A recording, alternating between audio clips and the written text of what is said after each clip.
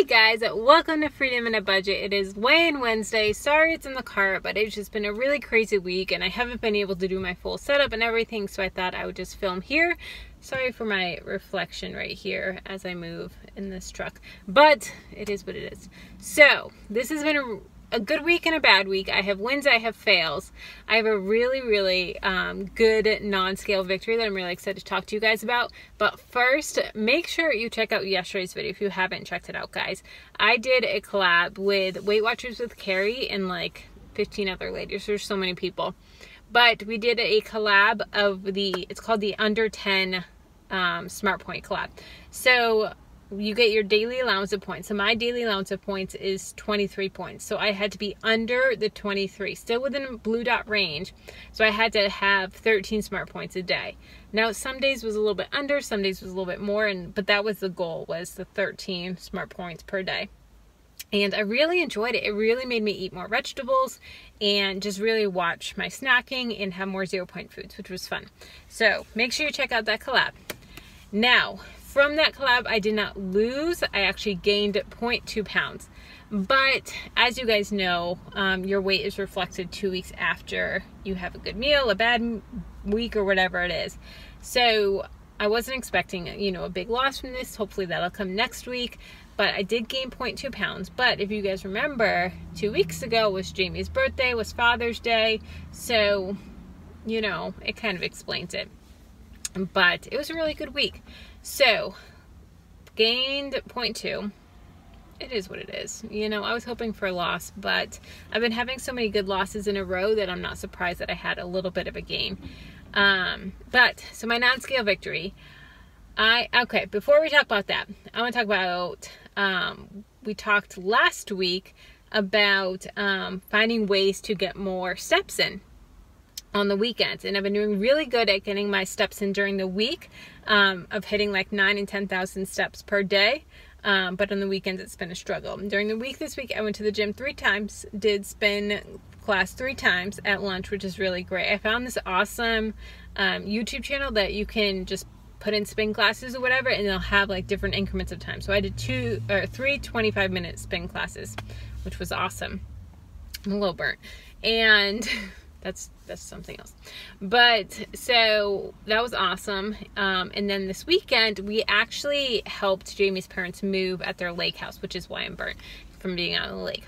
And when we were doing it, I had like tons of energy. I didn't have a pre-workout, which I should have brought a pre-workout. I just had my normal 2 cups of coffee and a banana before we started.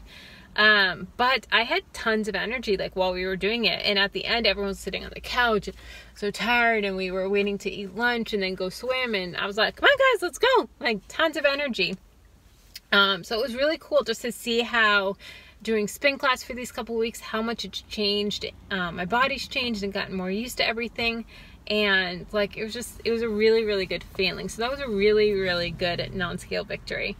Then also for steps, yesterday I went out and did errands and just different things, and I was just very intentional about making the most out of my steps. And at one point I had to go to 2 different stores. I had to go to Marshall's and Publix, which they didn't have what I wanted at Publix, so I had to walk all the way back. But it was 2 different stores in one plaza, but like the other end of the plaza, like driving distance. But I was like, no, we're gonna walk it.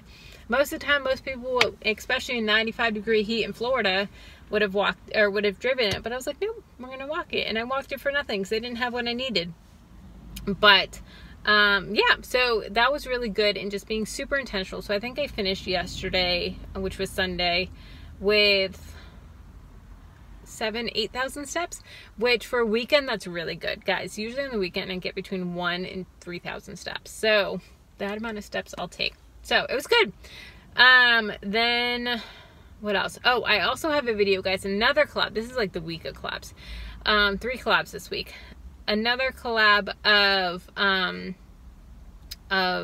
for 4th of July of making a bundt cake for 4th of July meals that we're gonna do.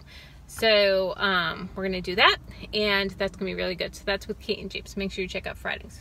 Okay, so last thing is a question that I got. So it is from Becky Fisher, And she says, I'm struggling with staying on diet. It seems that every day I would like to eat something sweet, but I tell myself no most of the time. I'm also struggling to begin to walk my dog in the morning. My weight is almost the highest it's ever been. I'm very discouraged. I feel like I can't get it together. Any advice?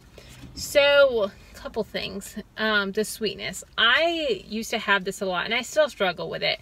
After lunch, I always wanted something sweet, like chocolate or something like that. Especially, I've been trying to have a little bit more spicier foods, because it makes me drink more water. So if I have like Frank's or something on it, or something with a little bit of a kick, it makes me drink water. So I do that. But then my like palate is freaking out and it wants chocolate.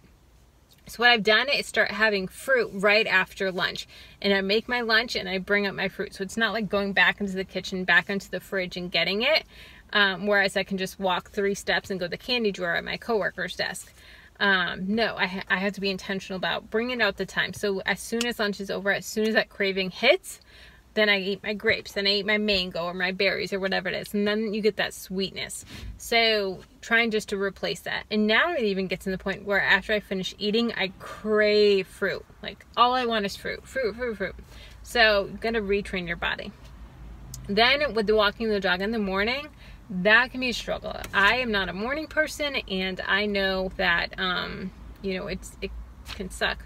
But try doing like 1 day a week. Then after you get used to that, 2 days a week, 3 days a week, work up. Don't go like full on, I'm going to do it 7 days a week and I'm not going to sleep in any days or anything like that.